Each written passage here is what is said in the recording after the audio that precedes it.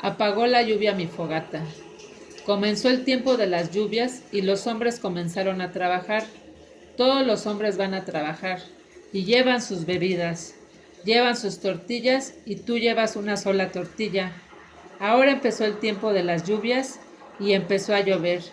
Llueve de día, llueve de noche. Ahora todo retoña y árbol empieza a revertirse de verde y todos ellos ya estaban marchitos. Empezó a llover y comenzó el tiempo de lluvias. Ahora todo reverdece.